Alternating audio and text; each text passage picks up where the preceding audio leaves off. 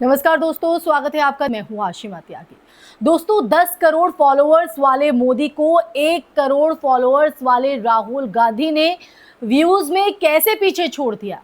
क्या social media पर भी शुरू हो चुका है डिजिटल इमरजेंसी का खेल? तो आज इसी सवाल के साथ चर्चा की शुरुआत। दोस्तों, राजनीति में हार सिर्फ चुनावों में नहीं होती है। कई बार हार जनता के मूड में भी देखी जाती है और कई बार सड़कों पर भी दिखाई पड़ती है, लेकिन कई बार सोशल मीडिया के आंकड़ों में भी साफ दिखाई देने लगती है, जिसकी वजह से आज ये जिक्र और ये सवाल खड़ा हो रहा है, जिसकी मैंने बात शुरुआत में की है। और इस वक्त देश की राजनीति में एक बहुत बड़ा सवाल ये खड़ा हो चुका है कि आखिर ऐसा कैसे हो रहा है कि इंस्टाग्राम पर 10 करोड़ से ज्यादा फॉलोअर्स रखने वाले पीएम मोदी की वीडियो को उतना रिस्पांस नहीं मिल रहा है जितना महज 1 करोड़ 34 लाख फॉलोअर्स वाले राहुल गांधी की वीडियो को मिल रहा है। तो क्या जनता का डिजिटल मूड बदल रहा है या फिर सोशल मीडिया प्लेटफॉर्म्स पर भी सत्ता और दबाव का जो खेल है वो शुरू हो चुका है?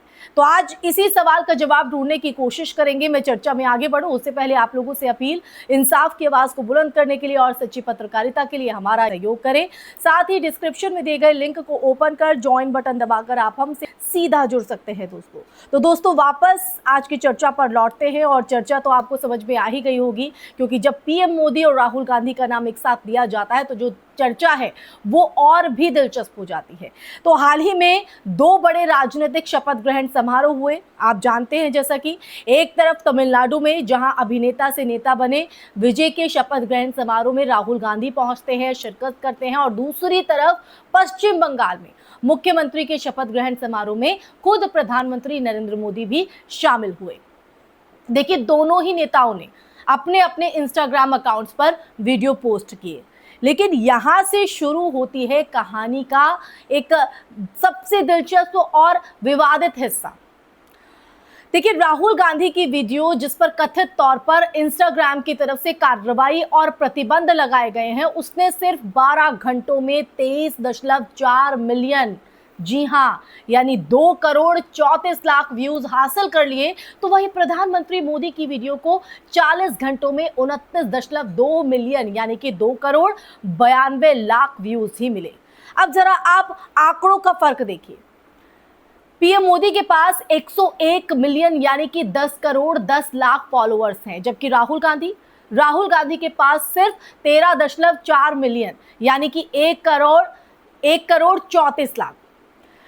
यानी फॉलोअर्स के मामले में अगर अब देखा जाए तो मोदी राहुल से लगभग 8 गुना आगे, लेकिन एंगेजमेंट और रीच के मामले में तस्वीर उल्टी दिखाई दे रही है।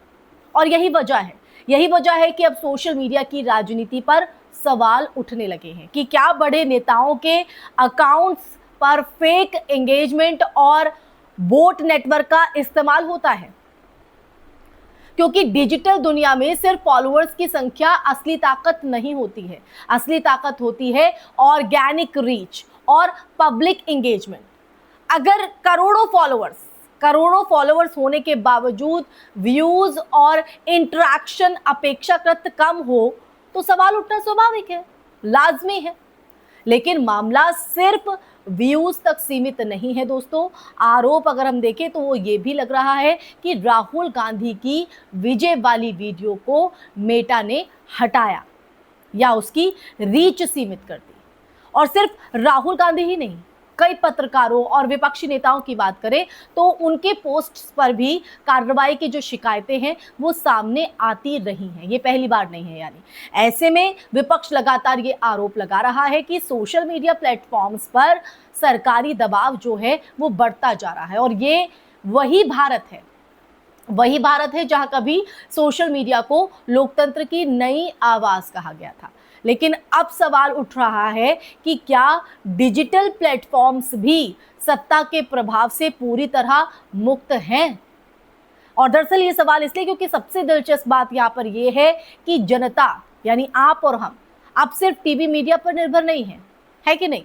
लोग सीधे सोशल मीडिया पर, यानी अपने हाथ में जो मोबाइल फोन होता है उसका इस्तेमाल करते हैं। सोशल मीडिया पर नेताओं को वो देखते हैं, तुलना भी करते हैं, आंकड़े भी पढ़ रहे हैं और अपना निष्कर्ष निकाल भी ले रहे हैं।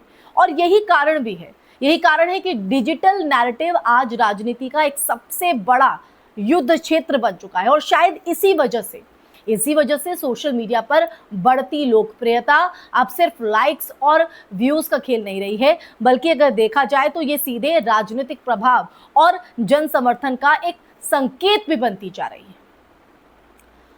तो आखिर में दोस्तों ये कि अब जो सवाल है वो सिर्फ इतना नहीं कि किस वीडियो पर कितने व्यूज आए। असली सवाल अगर देखा जाए तो वो ये है कि अगर डिजिटल दुनिया में भी विरोधी आवाजों की रीच सीमित होने लगे तो लोकतंत्र की आखिरी खुली खिड़की कितने दिनों तक खुली रह पाएगी।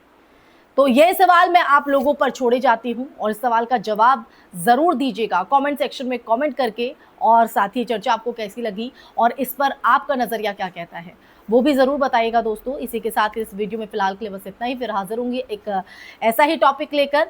हमारे चैनल को फॉलो कीजिए, सब्सक्राइब कीजिए। नमस्कार।